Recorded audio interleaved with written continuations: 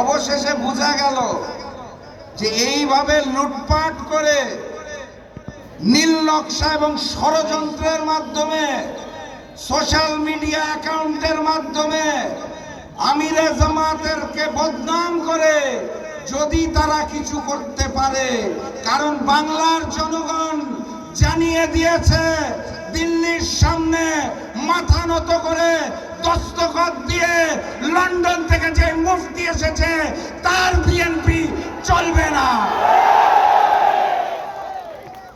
লাল card তো ready আছে নাকি? 12 তারিখে ওই চাঁদাবাজ যারা নতুন করে জালেম হতে চাইছে, যারা নতুন করে ষড়যন্ত্র করছে, যাদের নেতা মুখে গণভোটে হ্যাঁ বলে তার দলের কর্মীরা নায়ের প্রচারণা করে, তাদের জন্য আমাদের লাল কার্ড। 12 তারিখে আমরা এই অঞ্চল থেকে হামিদুর রহমান আজাদকে দাঁড়িপাল্লায় জয়যুক্ত করে আগামী দিনের প্রধানমন্ত্রী ডাক্তার শফিকুর রহমানকে এই আসনটা উপহার দেব। প্রস্তুত তো নাকি? মার্কাটা কি? মার্কাটা কি? সেই ভোটটা দেওয়ার আগে ইমানদারির সাথে আরেকটা ভোট দিতে হবে, মনে আছে? গণভোটে, গণভোটে, গণভোটে ইমানদারির সাথে দুইটা ভোট প্রদান করতে হবে। আমি স্পষ্ট ভাষায় জানিয়ে যেতে চাই, 11 তারিখ রাত থেকে এই অঞ্চলের ছাত্র যুব যারা রয়েছেন ভোট কেন্দ্র পাহারা দিবেন। ফলাফল ঘোষণার আগ পর্যন্ত ভোট কেন্দ্রের ত্রিসীমানা ছাড়বেন না। এই নতুন জালেম পুরাতন জালেমের মতোই ভোট কেন্দ্র দখল করে লুটপাট করে ফলাফল পরিবর্তন করতে চায়। আমরা কি সেটা হতে দেব? তিতুমিরের বাঁশের কেল্লার মতো প্রয়োজনে হাতে একটা করে বাঁশ রাখবেন, ফলাফল ঘোষণার আগ পর্যন্ত মাঠ ছাড়বেন না। সংগ্রামী সাথী এবং বন্ধুগণ, এই এলাকার যে সন্তান হামিদুর রহমান আজাদ, ওনাকে নিয়ে কি নতুন করে কিছু বলা লাগবে? উচ্চ শিক্ষিত মানুষ, ভালো মানুষ, সাবেক সফল এমপি। সবচেয়ে বড় কথা, এখানে 11 দলের নেতৃবৃন্দ যারা আছেন, এই যে আমার বাম পাশে একজন কেন্দ্রীয় নেতা আছে মুসাবি নিজার, আমরা 11 দলের নেতারা হামিদুর রহমান আজাদের কাছে অত্যন্ত কৃতজ্ঞ। কারণ আমরা যখন আগে 8 দল ছিলাম, 8 দল থেকে 11 দল, এই যে ঐক্যবদ্ধ বাংলাদেশ, এইটার সমন্বয়কের নাম হামিদুর রহমান আজাদ। উনি সমন্বয় করেছিলেন বলে আমরা আজকে ঐক্যবদ্ধ হতে পেরেছি।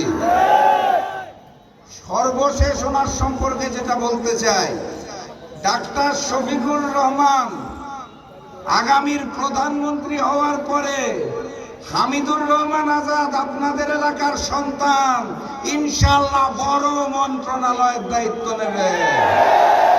অতএব আপনারা এমপি নয়, মন্ত্রী নির্বাচন করবেন। আমি বক্তব্য দীর্ঘায়িত করব না, শুধু আপনাদেরকে বলে যেতে চাই, ওই আকাশে কালো মেঘ যারা সৃষ্টি করতে যাচ্ছে, ভারতের অনুমতি নিয়ে যারা নতুন করে বাংলাদেশে রাজনীতি করতে যাচ্ছে, তাদেরকে স্পষ্ট ভাষায় জানিয়ে দিবেন, বাংলার মাটিতে ভারতীয় আধিপত্যবাদ আর চলবে না। আমরা বাংলাদেশে আগামীতে মানবিক বাংলাদেশ গড়ে তুলব ডাক্তার শফিকুর রহমানের নেতৃত্বে। সেই লক্ষ্যে আমরা ঐক্যবদ্ধ হয়েছি।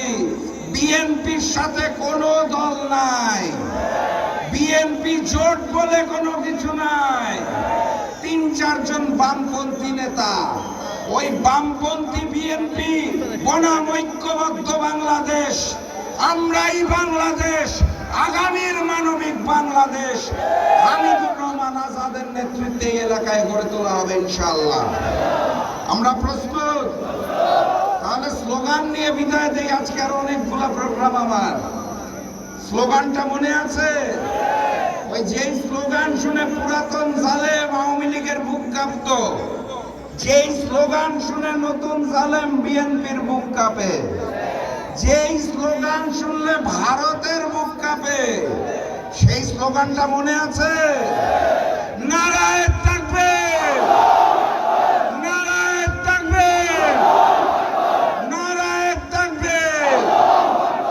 আবারও দেখা হবে, আবারও কথা হবে। হামিদুর রহমান আজাদের প্রতি আমার কৃতজ্ঞতা থেকে আপনাদের কথা দিয়ে যাচ্ছি, সারা বাংলাদেশ ঘুরতে ঘুরতে ইনশাআল্লাহ আল্লাহ যদি কবুল করে জাতীয় নির্বাচনের আগেই আরেকবার আপনাদের এলাকায় আমি পা রাখবো ইনশাআল্লাহ। এই কথা দিয়ে আজকের মতো বিদায় নিচ্ছি। সেদিন লম্বা ভাষণ হবে। বিজয়ের পথে যাত্রা শুরু, জীবন অথবা মৃত্যু। আসসালামু আলাইকুম।